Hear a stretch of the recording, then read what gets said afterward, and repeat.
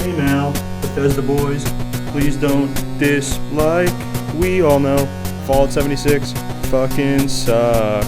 And the Outer Worlds looked pretty cool. And Bethesda's engine was built when I was in elementary school. The Outer Worlds, Fallout in Space, the Starfield killer. The next big title by Obsidian. The Outer Worlds was debuted at this year's Game Awards only a few weeks ago, but so much information has been dumped on our doorstep since then. It's been hard to keep up with, but I'm gonna try my best because... Wait for it. Wait for what? Just wait for it. What's gonna happen? Can't you just wait a second? But did you hear his voice and see his face? What if I'm in danger? Hey, dude, you're kind of ruining the moment. Can you just be quiet for 2 seconds? Oh, yeah, sorry, continue. This game looks so dang good. Oh, he said the title of the video. The Outer Worlds is a new first-person RPG being developed by Obsidian, the studio that brought us games like Star Wars Knights of the Old Republic, and a fan favorite of the series, and my personal favorite, Fallout New Vegas. We all know Obsidian can make a good game. That much is obvious, but there's still so much to talk about when it comes to this game's new mechanics, and also its potential impact on the future of the gaming industry. And that's why I'm gonna need to organize this video into parts. So first up, is the similarities to Bethesda's Fallout and its potential impact on Bethesda.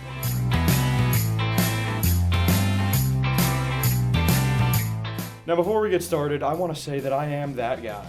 I'm the one who defends Bethesda's stupid decisions and can't find a single flaw in their games, even though they are amazing, but they definitely have their flaws. Well, I was that guy, and I still appreciate the people in that studio and their amazing talent and their hard work over the last few decades. But recent events with Fallout, and I'm not just talking about Fallout 76 being a steaming hot pile of baby turds, have kind of snapped me out of that. Now this goes without even saying, but the Elder Scrolls and Fallout series at their best are probably some of the best games ever made, second to Halo, in my opinion. But Fallout 76 was an obvious cash grab and an undeniable slap in the face to us normally cared for and nurtured little baby Bethesda fans. Now I could go on and on and on about how disgusted I was when I found out what Fallout 76 was truly going to be and the implications that meant for one of my favorite game studios, but everybody on YouTube that talks about gaming has already done that, so I'm not going to bore you with it. But the final cast iron beam that broke the sad gamer boy's back was when I found out that the Elder Scrolls 6, which won't be out till 2020, and Bethesda's brand new IP Starfield are still going to be using the same buggy, glitchy, slow, walk like you're a stop motion action figure engine that they've used since Oblivion. And you could tell me that Gainy Bro and Creation Engine are completely different. But I don't believe you, because the only thing that's been updated is the textures. Everything is the same, if not worse. The last thing I'm going to say about Bethesda's games and the state of the company at this point is that games like the Outer Worlds that seem like they're going to be successful in that same field, and from a company that can do a very similar job to them and sometimes a better job, is that it offers them competition. And competition in the gaming industry is always good for us, the consumers. Because Bethesda's gonna have to adapt, they're gonna have to improve. They can't hang on to the fact anymore that their fan base will defend them to their death because they've given them some amazing gaming experiences. That was years ago now. Their titles recently and the way they've treated their fans have been terrible. And if they can't do it, competition means that another company, another up-and-coming company with a good idea is gonna fill that void in the RPG world. And that'll just lead to a better game than Fallout, a better game than Skyrim. Now with all that said, there's still something pretty funny about a company that used to work with Bethesda on one of the most beloved RPGs ever is now dropping a sci-fi first-person role-playing game set in the future on the frontier of space around the exact same time Bethesda is slated to release their own. But there are some differences between the two games, and here they are. Oblivion's game is going to be contained open world, so basically it's going to be levels like Borderlands. You have to load into them, and then you're not stuck on one path, and there's multiple things to do, and you can explore all you want. But if you want to go to a new territory, you need to load out and load back in. The game is going to have a non-voiced protagonist and a list of dialogue options instead of some stupid preview chat wheel where you have no idea what your character's about to say to somebody. The donut shop has an escape tunnel? Exactly. I believe it's on a new engine. It's prettier than Bethesda's game. It's going to run smoother than Bethesda's game, and it's coming out before Bethesda's game. And did I mention, it's prettier than Bethesda's game? no mystery that the game looks like Fallout. It's being built by one of the companies that helped build one of the best Fallouts. And I don't really think you can make an open world shooter RPG without it being compared to Fallout, or an open world melee focused RPG without it being compared to Skyrim. They are the cornerstone to which everyone in the industry, and especially fans, compare open world RPGs to.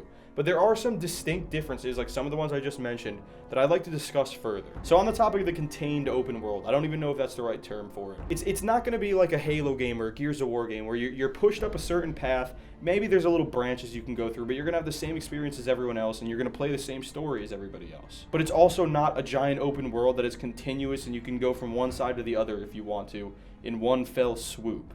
It's not Fallout. The closest comparison I can find is Borderlands. Your character's gonna have a main hub where most of the events and dialogue will take place with other players, and then you venture out into other territories, and they're usually divided up by aesthetic and also level progression. And in these territories, there's going to be many tasks and objectives and side missions to complete, and people to talk to, and things to interact with. And all of that you can do at your leisure, and then also there's going to be a main quest pushing you along and getting you through the story and to other territories and to other places in the game to explore. I really love that the game has taken on this style, because it's hard to do a completely open world when you have, you know, the boundless expanse of space in between each of your pretty little levels.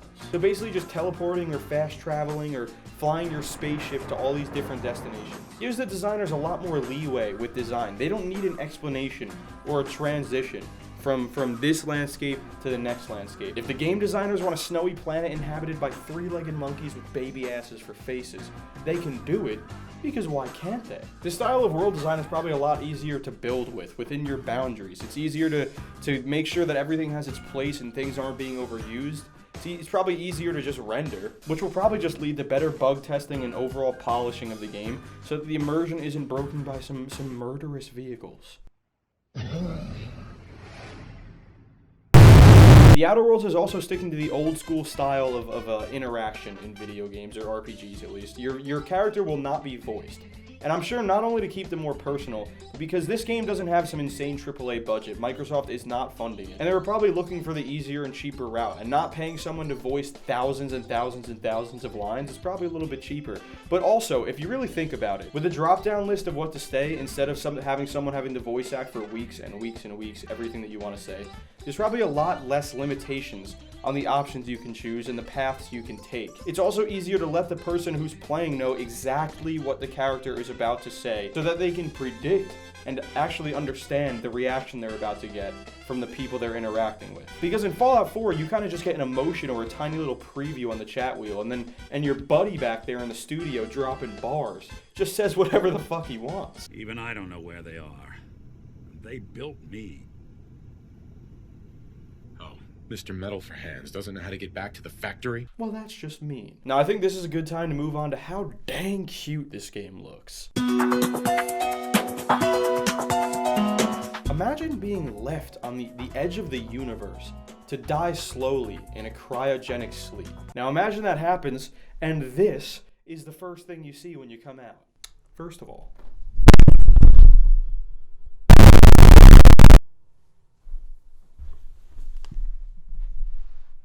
my mic just murked my phone. First of all, I'm gonna need a brand new Sailor Steampunk Cowboy jumpsuit collab, because I think I've soiled myself. But secondly, I'm not gonna say that this world doesn't kind of just make everything worth it, but I think it kind of makes everything worth it. Right off the bat, I get a Bioshock vibe from this game, which I always forget how old Bioshock is at this point, so if you haven't played it or you don't know what it is somehow, that's a very good thing. Also, I hate when new things and new creations and new creators are kind of just compared to other things in the same industry so that you can kind of try and understand them.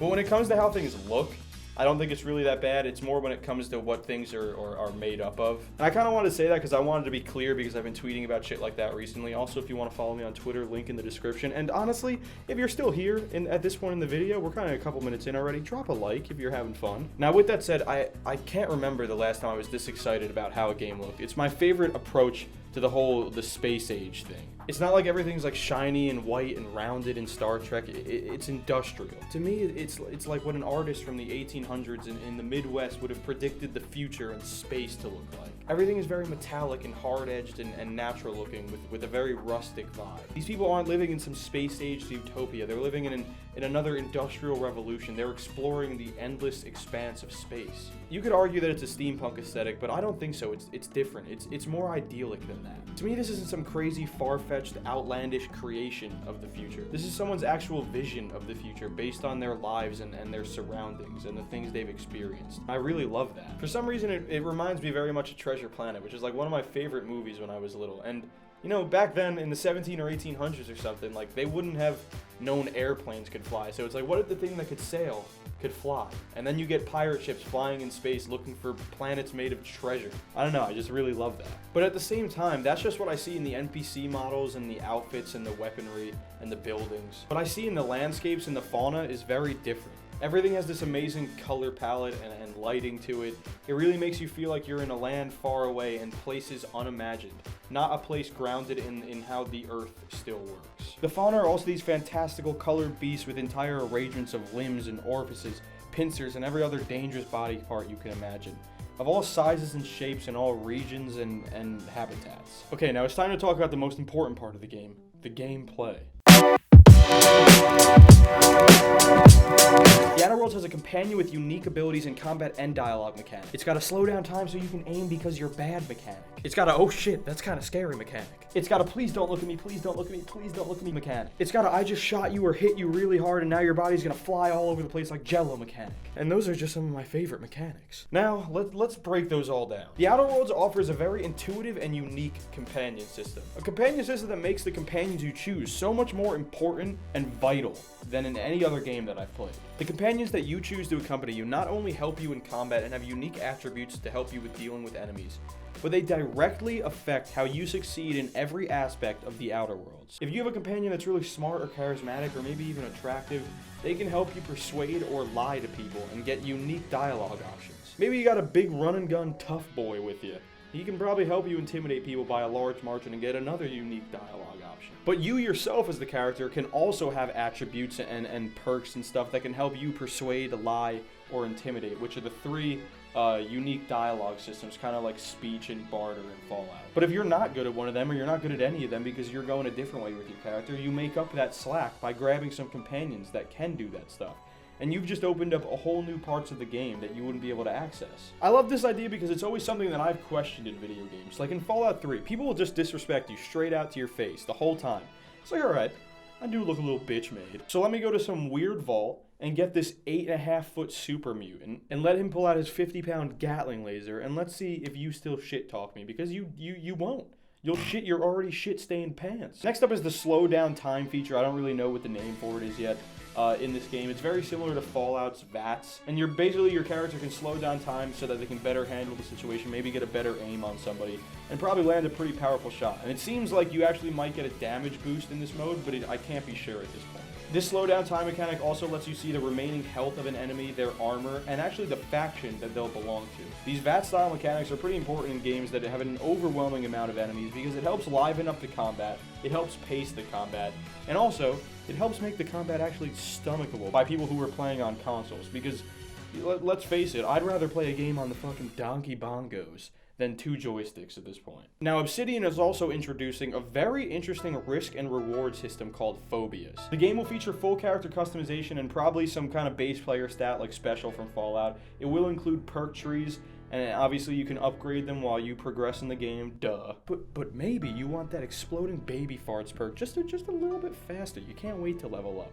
So you take on a phobia towards robots. Your character is now afraid of robots and has a couple of debuffs when facing robots specifically, but now you get to get your perk a little bit faster. So in that moment, you're presented with the option to take that phobia of the thing you're fighting, and now you are permanently debuffed against them, but you immediately get rewarded with a new perk. Now this system seems that it's actually going to be randomly provoked, which makes each playthrough that much more unique and different, and your character so much more personal to you. Apparently you're offered these phobias when a traumatic event happens to you in combat against a specific enemy, or when the game senses that you're being presented with an overwhelming amount of one enemy too often. And here we have the stealth system, and when you're sneaking around, there's an icon above each enemy's head to let you know if you're still sneaky to them, and you just sneak around and think that that's it, bye. Next up is my favorite thing in gaming since I played Call of Duty 3's campaign back in the day as a little kid, and that is a ragdoll mechanic. Ragdoll physics seem like they are in this game. They are not going to be like too insane, but it definitely looks like there is room to pack a punch. Now to close out this video, I want to talk about some things that can't be extrapolated upon at this moment, but are definitely positives. There will be no in-game purchases. They are looking to make a series out of this game. You can literally kill any single person in the entire game whenever you're doing anything. There are no protected NPCs, which is huge to me because, you know, in Fallout, you just want to murder people, honestly. They get on your nerves, but they're too important to a mission, so you can't kill them. In this game, you kill anybody. The scientist that wakes you up and saves your life, you can kill him, betray him right away, and go run to the government and join their side, which I don't know why you would, but... And it is a huge risk, and I get why no one does it, because you could probably really screw up your game by killing everybody, maybe make it even not completable. But, you know, it seems like they're going to have a system that can make it still work, and you can kill whoever you want, and honestly, I'm excited for all the playthroughs and compilations on YouTube a couple months after it comes out, where someone kills every single person in the entire game, and I just want to see what it's like after that. There's going to be multiple endings and multiple factions to which you can belong to, and you can literally, like I said, betray the man that saves your life as soon as the game starts. And the song they use in the trailer gives me such a futuristic, Wild Wild West, Will Smith-ass vibe. Ooh. Now some negatives. There's one. Microsoft just bought Obsidian and has no direct hand in how this game comes out, but can definitely can the series afterwards, ruin the series, or worst of all, make the game a goddamn Microsoft exclusive. And just kill it in its tracks right there, and make the gaming industry a worse place for everybody. And if you want to hear more about that, just click this video right here. I always open my outros with the same exact thing, but thank you very much for watching. If you enjoyed, drop a like. If you really enjoyed, here's 2 more videos in a couple seconds. They're not here yet. Here's 2 more videos that you can check out. One is something that I think you'll like, and one is something that YouTube personally thinks that you'll like. Thank God for the algorithm. And if you mess with those, then why not subscribe? If you like a couple of videos, I'm going to be making some more, and you'll like them. So give your boy a shot. I really, really want to hear your thoughts on this game, the Bethesda feud, how this will affect Starfield. I'm really interested in how that's going to play out. Anything from the video that you thought was funny, interesting, let me know down below. I'll be back next week, probably with some commentary. So if you're interested in that, stick around, and I will see you in the next one. Peace.